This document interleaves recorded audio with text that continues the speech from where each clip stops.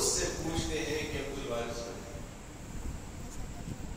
دنیا میں 4000 سے زائد مذاہب ہیں، لیکن آپ نے عیسائیت کو چھوڑ کے اسلام ہی کیوں قبول کیا؟ تو میں ان سے کہتا ہوں کہ اسلام اس لیے قبول کیا کہ اسلام ایک خدا کو ماننے کا حکم دیتا ہے اور یہ عین فطرت کے مطابق ہے۔ ہندوؤں کو دیکھ لیجیے 33 کروڑ خداؤں کو مانتے ہیں، لیکن ان 33 کروڑ میں بھی ایک کا وہ جو تصور ہے نا وہ ہے موجود، جو سب سے بڑا ہے، جو پرماتما ہے۔ باقی سب کو وہ کہتے ہیں کہ گاڈ اینڈ گاڈیس وہ چھوٹے ہیں، وہ اس کے تابع ہیں، وہ اس کے اوتار ہیں، وہ اس تک پہنچنے کا ذریعہ ہے، لیکن جو ایشور ہے، جو پرماتما ہے، وہ ایک ہی ہے۔ گویا کہ یہ انسان کی فطرت میں ہے کہ ایک اللہ کو ہی مانا جا سکتا ہے، اور وہی اسلام بتاتا ہے۔ فَالْتَمَحَ فُجُورَهَا وَتَقْوَاهَا کہ اللہ نے انسان کے اندر فضیلت کر دی ہے کہ وہ اس چیز کو جانتا ہے کہ ایکچولی حق کیا ہے۔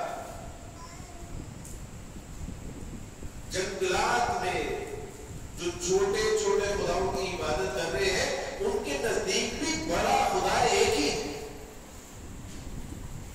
عیسائیوں کے نزدیک 3 خداؤں کا تصور ہے، لیکن سپرمیسی جو ہے وہ خدا واحد و یکتا کو وہ کہتے ہیں کہ مسیح علیہ السلام، روح القدس اور اللہ، یہ تینوں مل کے خدا بنتے ہیں، لیکن ان تینوں کے اوپر جو سپرلیٹو ڈگری کا خدا ہے وہ خدا واحد و یکتا ہی ہے۔ اس کا مطلب ہے کہ فطری، یہ انسان کی فطرت تقاضا کرتی ہے کہ واحد و یکتا اس کائنات کا پیدا کرنے والا مسیح علیہ السلام خود کہتے ہیں۔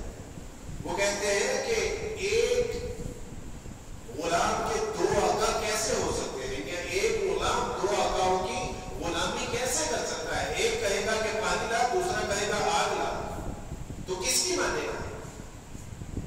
لہذا مسیح علیہ السلام نے تمثیل سے بھی بتا دیا کہ غلام ایک آقا کی ہی عبادت، اور اگر ایک غلام 2 آقاؤں کی غلامی نہیں کر سکتا تو اس کائنات، اتنی بڑی کائنات کو 2 خدا یا 3 خدا یا 33 کروڑ خدا کیسے چلا سکتے ہیں؟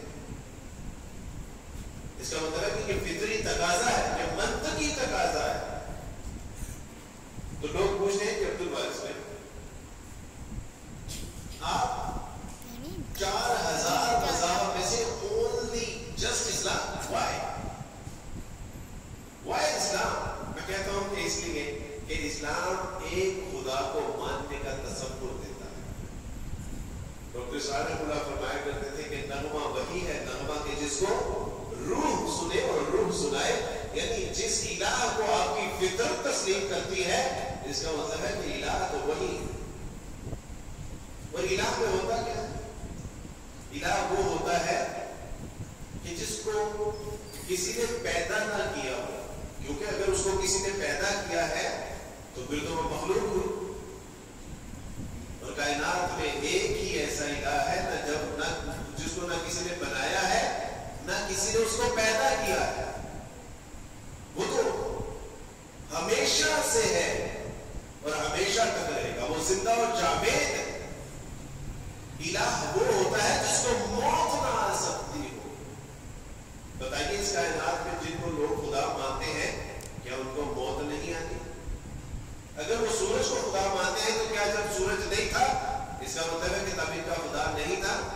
اور جب سورج نہیں رہے گا، لپیٹ دیا جائے گا، تو اس کا مطلب ہے کہ ان کے الہ میں تو موت آ گئی۔ اس کا مطلب ہے کہ وہ الہ ہونے کے لیے کوالیفائی نہیں کرتے۔ اور جو لوگ مسیح علیہ السلام کو خدا مانتے ہیں، تو جب مریم سے پیدا ہوتا ہے تو پتا چلتا ہے کہ وہ خدا نہیں ہے، اور جب اس کو موت آ گئی تب بھی پتا چلتا ہے کہ وہ خدا نہیں ہے، بلکہ وہ تو خود کہتے ہیں کہ میں تو اپنے بھیجے ہوئے آقا کے تابع ہوں، وہ مجھ سے بڑا ہے، میرے بھیجنے والا مجھ سے بڑا۔ مسیح علیہ السلام تو ڈینائی کرتے ہیں، فرمایا کہ خدا مت تمہارا خدا ایک ہی خدا ہے جس کو اپنے پورے دل، اپنی پوری جان، اپنی پوری طاقت اور اپنی پوری عقل کے ساتھ محبت ہے۔ مسیح نے تو خود ہی ڈینائی کرتے ہیں۔ الہ وہ ہوتا ہے جو یکمشت تمام مخلوقات کی دعاؤں کو نہ صرف سننے پر قادر ہو اور سمیع بلکہ ان کو پورا کرنے پر بھی قادر ہے. وہ القادر ہے. ان اللہ علی کل شیء قدیر، ہر چیز پر قادر. الہ وہ ہوتا ہے کہ جس کو پکارا جائے. الہ وہ ہوتا ہے کہ جس کی خاطر جان تک دینے سے انسان کو ریز نہ کرے. الہ وہ ہوتا ہے کہ جس کی عبادت کی جائے، جس کو سجدہ کیا جا سکے.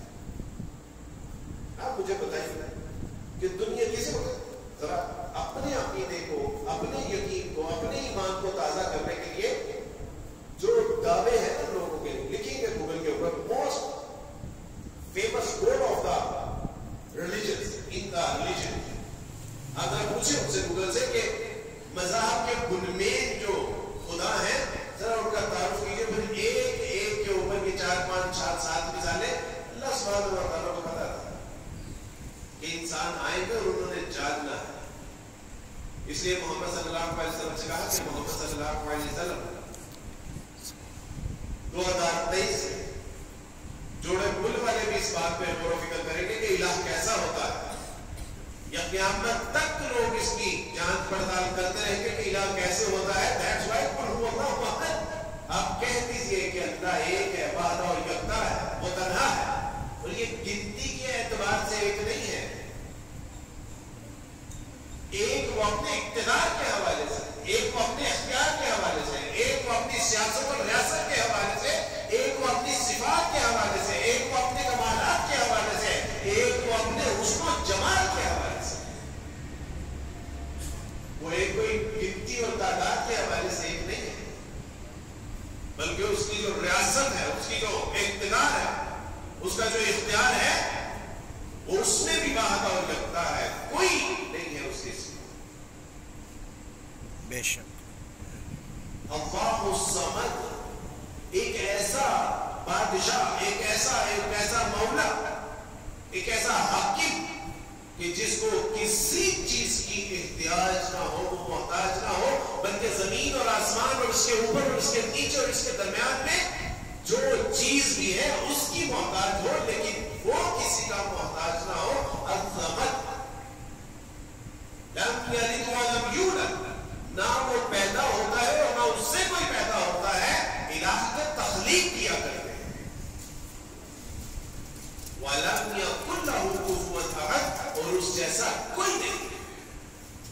بے شک نہ اس کے حسن و جمال جیسا، نہ اس کے کمالات جیسا، نہ اس کے اختیار جیسا، نہ اس کے اقتدار جیسا، نہ اس کی ریاست جیسا، نہ اس کی سیاست جیسا. کوئی بھی اس جیسا نہیں ہے. فرمایا کہ محمد صلی اللہ علیہ وسلم بتا دیجئے کہ اگر ان میں سے کوئی صفت کسی انسان میں، مخلوق میں، چاند ستاروں میں کسی میں پائی جائے تو یہ بے شک اس کو الہ مان لینا. اور اگر یہ صفات، 5 صفات کہ وہ وحدہ و یکتا ہو، وہ بے نیاز ہو، وہ کسی سے پیدا نہ ہوا ہو، اس سے کوئی پیدا نہ ہوا ہو، اس جیسا کوئی نہ ہو، ان میں سے کوئی صفت بھی اگر کسی مخلوق میں پائی جائے تو بلا شک اس کو الہ مان لیجیے. لیکن 1444 سال ہو گئے، آج تک انسانوں کو اس کی ایک مثل بھی نہیں ملی. کن کے دعوے ہیں؟ عزیر علیہ السلام خدا کے بیٹے ہیں، ان کے اوپر اپلائی کر کے دیکھ لیجیے. مسیح علیہ السلام خدا ہے، خدا کا بیٹا مانا جاتا ہے، ان کے اوپر اپلائی کر لیجیے. رام اور کرشنا کے اوپر اپلائی کر لیجیے، جوڈس کے اوپر اپلائی کر لیجیے، اور اس کے علاوہ بال دیوتا کے اوپر اپلائی کر لیجیے. لاکھ مناف دوسرا نائنا یا غوث کے اوپر اس کو اپلائی کر لیجیے. آپ کو کوئی ایک صفت نہیں ملے گی. آپ کو پتا چلے گا کہ سارے پیدا ہوئے تھے، سارے محتاج اور ان جیسے اور لوگ بھی. آپ کو پتا ہے کہ رسول اللہ صلی اللہ علیہ وسلم نے فرمایا کہ جس نے ایک بار سورہ اخلاص پڑھی گویا کہ اس نے 1/3 قرآن پڑھا. کیوں ہوا ہے؟ آپ کو پتا ہے کہ اس کا اتنا اجر کیوں ہے 1/3 قرآن پڑھنے کا؟ کیوں کہ اسلام 3 چیزوں کے اوپر بیس کرتا ہے: عقائد، عبادات اور معاملات. تو عقائد جو عقیدہ ہے، عقیدہ الوہیت کا جو ہمارا عقیدہ ہے، اس کی تمام ڈیفینیشن اللہ سبحانہ و تعالیٰ نے سورہ اخلاص میں دی. اس لیے آپ اگر اس آیت کو پڑھتے ہیں تو آپ کا پورا